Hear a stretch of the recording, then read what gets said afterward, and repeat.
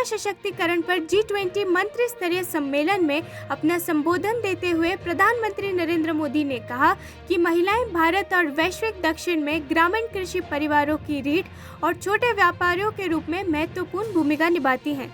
आज पुरुषों की तुलना में अधिक महिलाएं उच्च शिक्षा में दाखिला ले रही हैं।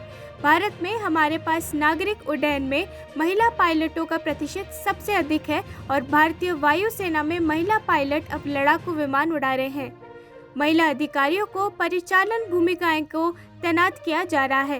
भारत और वैश्विक दक्षिण में महिलाएं ग्रामीण कृषि परिवारों की रीढ़ और छोटे व्यापारियों के रूप में महत्वपूर्ण भूमिका निभाती हैं। Most effective way to empower women is through a women-led development approach. India is making strides in this direction. India's President, Srimati Draupadi Murmu, sets an inspiring example herself. More than 80% of nurses and midwives in India are women. They were our first line of defense during the pandemic. Women-led development has been a key priority for us in India.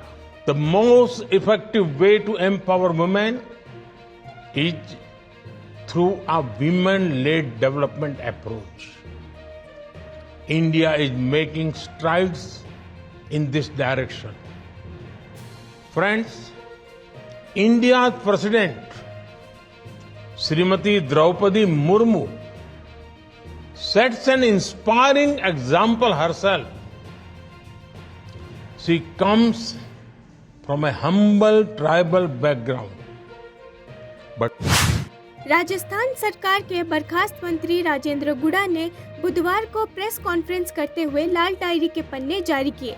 Dharmendra Rathore की इस लाल diary में मुख्यमंत्री गहलोत के बेटे वैभव गहलोत से धर्मेंद्र राठौड़ की बातचीत के अंश लिखे हुए हैं। राजेंद्र गुड़ा की ओर से जारी किए गए पन्नों में धर्मेंद्र राठौड़ की हैंडराइटिंग में लिखा दिखाई दे रहा है कि वैभव जी और मेरे दोनों की आरसीए चुनाव खर्चे को लेकर चर्चा हुई कि किस तरह भवानी समोता तय करके भी लोगों के पैसे नहीं दे रहा है। घर पर राजीव खन्ना और भवानी समोता आए, आरसीए चुनाव का हिसाब किया। राजेंद्र गुड़ा ने सवाल उठाते हुए कहा कि मैं प्रभारी सुखजिंदर सिंह रंधावा से पूछना चाहता हूं, मैंने मां बहन बेटियों की सुरक्षा की बात की, इसमें गलत क्या किया, किस बात की माफी मांगूं?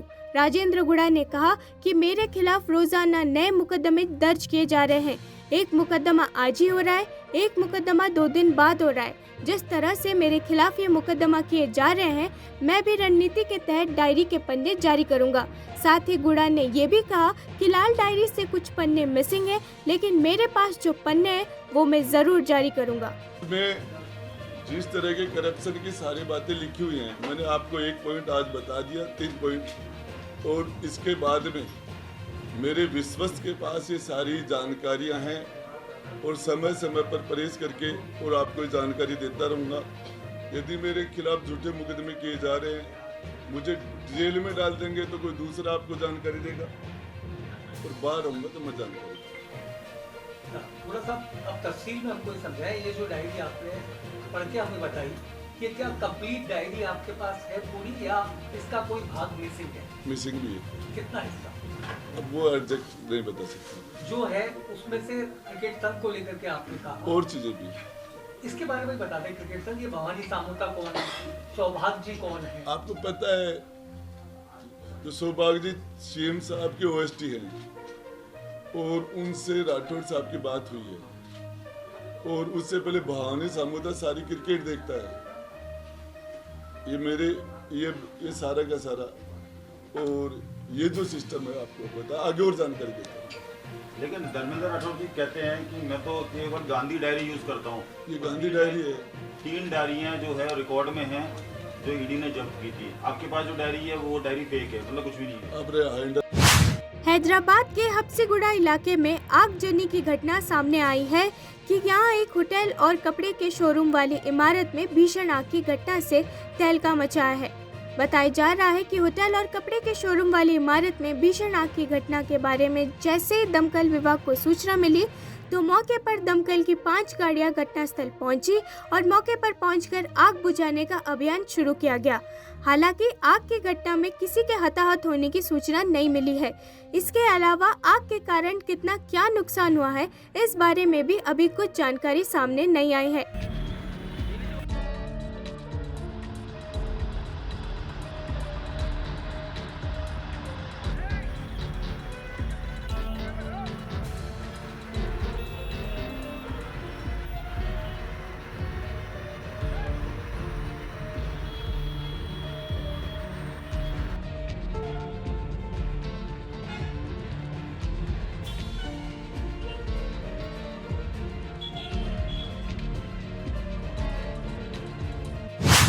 तेलंगाना के मुख्यमंत्री के चंद्रशेखर राव ने आम चुनाव 2024 के लिए अपना रुख ये कहकर साफ कर दिया कि भारत राष्ट्र समिति BRS ने न तो भारत और न ही NDA के साथ है। मंगलवार को महाराष्ट्र पहुंचे KCR ने पत्रकारों से बातचीत में तीसरा मोर्चा बनाने के संकेत दिए। तेलंगाना के CM KCR ने साफ कहा कि उनकी पार्टी न तो NDA के साथ है और न ही किसी विपक्षी अलायंस के साथ चुनाव लड़ेगी। उन्होंने कहा कि हम उनमें से किसी के साथ भी नहीं हैं, हम अकेले नहीं हैं, हमारे कई दोस्त हैं। KCR ने कहा कि लोगों ने NDA और UPA को देखा है, UPA को बदलकर INDIA कर दिया गया, लेकिन इसमें नया क्या है? विपक्षी गठबंधन INDIA पर निशाना साधते हुए KCR ने कहा कि उन्होंने 50 साल तक शासन किया लेकिन कुछ नहीं बदला। NDA ने भी कोई बदलाव नहीं किया, अब बदलाव की जरूरत है। उन्होंने मीडिया से भी देश में बदलाव लाने में योगदान देने की अपील की। सर, एक तरफ है इंडिया और दूसरी तरफ NDA है, आप किस तरफ है? हम किसी की तरफ नहीं है, किसी की तरफ रहना भी नहीं चाहते। हम अकेले नहीं है, हमारे और मित्र भी है, हमारा ये मन है। इंडिया और NDA सब देख चुके हैं, उनका नया इंडिया है तो 50 साल राज किया होगा। सर, महाराष्ट्र चुनाव में क्या सब बता, आप भी पत्रकार मित्र हो, देश में कुछ परिवर्तन नहीं चाहिए आए, इसलिए आप भी योगदान करें। नाम क्या मिला आप बताइए उनको। देखिए, महाराष्ट्र जैसे राज्य अद्भुत राज्य है, पति की कमी नहीं, उद्यम की कमी नहीं, अच्छे फसलें उगते हैं। इसके बावजूद भी मैं जहाँ जाए, जिस किसी शहर में जाए, वहाँ सुनाई देता है कि 8 दिन में पानी मिलता है, 10 दिन में पानी मिलता है।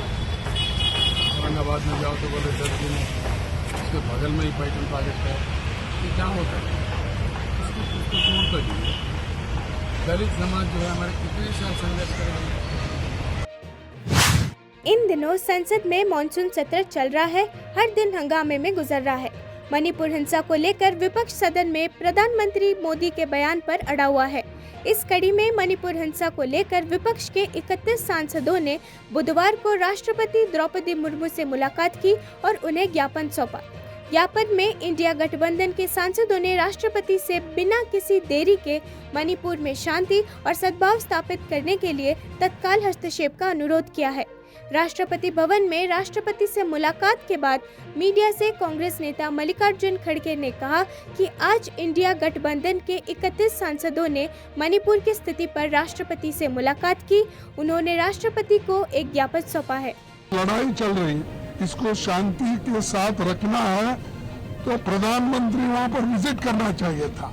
92 दिन हुए, अब तक वहाँ नहीं गए, उसके बारे में बोले नहीं, लास्ट में एक भाषण देंगे, चले जाएंगे।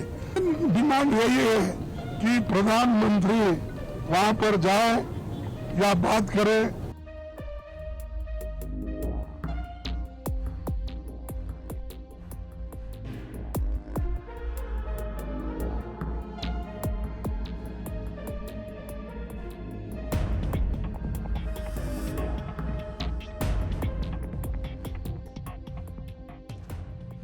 आज इंडिया गठबंधन के 31 मेंबर राष्ट्रपति जी से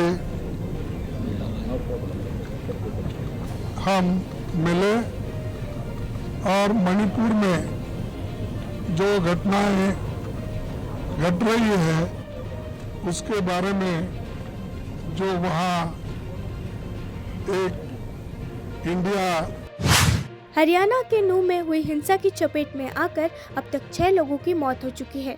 नूह में हुई हिंसा के विरोध में विश्व हिंदू परिषद और बजरंग दल के कार्यकर्ताओं ने बुधवार को राष्ट्रीय राजधानी में कई स्थानों पर प्रदर्शन किए, जिससे शहर में कई हिस्सों में जाम लग गया है। पुलिस ने पड़ोसी राज्य हरियाणा में हिंसा के मद्देनजर दिल्ली में कई जगहों पर सुरक्षा बढ़ा दी है। दिल्ली पुलिस ने कहा कि दिल्ली से सटे हरियाणा के कुछ जिलों में हिंसा के मद्देनजर राष्ट्रीय राजधानी में सभी संवेदनशील स्थानों पर सुरक्षा के व्यापक बंदोबस्त किए गए हैं और आवश्यक स्थानों पर अतिरिक्त पुलिस बल को भी तैनात किया गया है। दिल्ली की सुरक्षा तथा सांप्रदायिक सौहार्द बिगाड़ने के किसी भी प्रयास से सख्ती से निपटा जाएगा।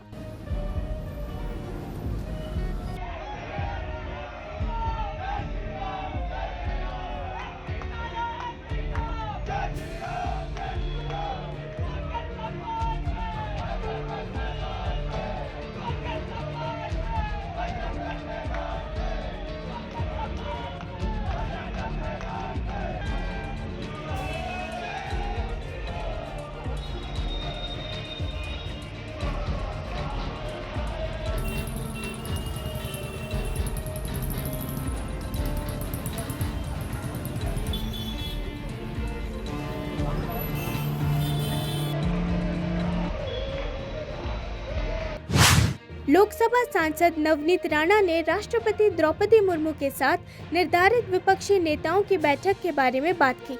इसके अलावा मणिपुर मुद्दे पर संसद में गतिरोध पर बोलते हुए उन्होंने कहा कि विपक्ष की मंशा को दर्शाता है कि उन्हें महिलाओं की सुरक्षा की कोई चिंता नहीं है और संसद को बाधित करना उनका एजेंडा है। उनका कहना है कि ऐसा लगता है कि विपक्ष को महिला सुरक्षा की कोई चिंता नहीं है और संसद को बाधित करना उनका एजेंडा है। वे पर्यटन को बढ़ावा देने के लिए मणिपुर गए थे, न कि महिला सुरक्षा के लिए। आज राष्ट्रपति से मिलने वाला है और वो राष्ट्रपति जी के पास सरकार की शिकायत करने वाला है मणिपुर के मुद्दे को लेकर के। पार्लियामेंट में जो लॉकडाउन है उसको लेकर के क्या कहना है आपका? मेरा सिर्फ इतना ही कहना है कि जिस दिन से पार्लियामेंट सेशन शुरू हुआ है, मई की घटना को पर्पसली आप पार्लियामेंट के एक दिन पहले जब यहाँ लाते हैं और पर्पसली उसको वायरल करते हैं, तो मुझे लगता है कि जो मोटिव इसके पीछे सब दिखता है ऑपोजिशन का, वो महिलाओं की सुरक्षा या महिलाओं की रिस्पेक्ट नहीं दिख रही है। ये सिर्फ उनका एक एजेंडा है कि पार्लियामेंट नहीं चलने देना है। अगर चर्चा करनी है तो पार्लियामेंट्री जो हमारे मिनिस्टर हैं उन्होंने खुद ये कहा है, रक्षा मंत्री हमारे राजनाथ सिंह जी ने कहा है कि आप चर्चा कीजिए, हम सुनने को तैयार हैं और हम इस पे उत्तर भी देंगे। तो मुझे लगता है जिनके राइट्स हैं पार्लियामेंट के अंदर, अगर वो खुद मिनिस्टर्स सब खड़े होकर बोल रहे हैं कि हम सुनेंगे। मनोरंजन जगत से दिल तोड़ देने वाली खबर सामने आई है। मशहूर प्रोडक्शन डिजाइनर और 4 national award winner Nitin Desai ने आत्महत्या कर ली है। मामले की शुरुआती जांच में सामने आया है कि वो डिप्रेशन से जूझ रहे थे। इस खबर ने बॉलीवुड को झंझोड़ कर रख दिया है। वहीं किस बात को लेकर वो परेशान थे, ये पता नहीं चल पा रहा है। नितिन देसाई की आत्महत्या पर रायगढ़ एसपी सोमनाथ घड़गे ने कहा कि पुलिस इस मामले की हर पहलू से जांच कर रही है। उनका कहना है कि आज सुबह 9 बजे के आसपास नितिन देसाई का शव मिला। हमने साइबर फॉरेंसिक, फिंगरप्रिंट टीम और डॉग स्काउट को बुलाया है। हम इस मामले की सभी कोणों से जांच कर रहे हैं।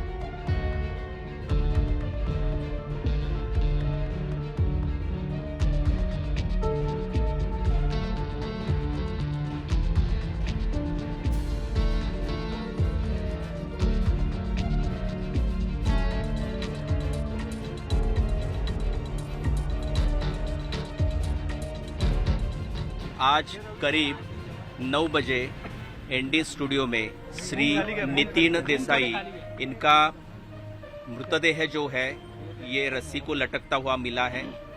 हमने साइबर फोरेंसिक, फिंगरप्रिंट और डॉग स्क्वाड को आमंत्रित किया है और खालापुर पुलिस स्टेशन में अकस्मात मृत्यु की नोंद की है। हम हर एक जम्मू कश्मीर नेशनल कॉन्फ्रेंस के नेता फारूक अब्दुल्ला ने नूह हिंसा पर कहा कि वहां जो कुछ भी हुआ वो दिल दहला देने वाला था। धर्म को लेकर लड़ाई भारत के लिए अच्छी नहीं है। भारत सबका देश है, यहाँ हर धर्म को बढ़ने का अधिकार है। उन्होंने कहा कि यही हमारा संविधान है जिसके चलते भारत चल रहा है। बीजेपी नेता ने कहा कि जो कुछ हो रहा है इसे जल्द से जल्द प्रशासन को रोकना चाहिए। नूह में जो हो रहा है कैसे देख रहे हैं आप? मैं समझता हूँ दोनों चीज़ें, एक तो रेल में हुआ और जो नू में हो रहा है, ये बहुत सख्त दिल को तोड़ने वाली घटना हुई। धर्मों की लड़ाई करना भारत के लिए ठीक नहीं है। भारत सबका। पाकिस्तान के मंत्री हिना रब्बानी खान ने भारत को लेकर एक बड़ा बयान दिया है। एक कार्यक्रम में हिना ने भारत को लेकर जो कुछ भी कहा है उस पर कई विशेषज्ञों ने आपत्ति दर्ज कराई है। हिना की टिप्पणी को कुछ लोग विवादित करार दे रहे हैं। हिना रब्बानी ने भारत को पश्चिमी देशों का डार्लिंग करार कर दिया है। साथ ही वो ये भी कह रहे हैं कि जब बात पूरब की होती है तो उसका रवैया हमेशा लड़ाकू या युद्ध के लिए तैयार रहने वाला होता है।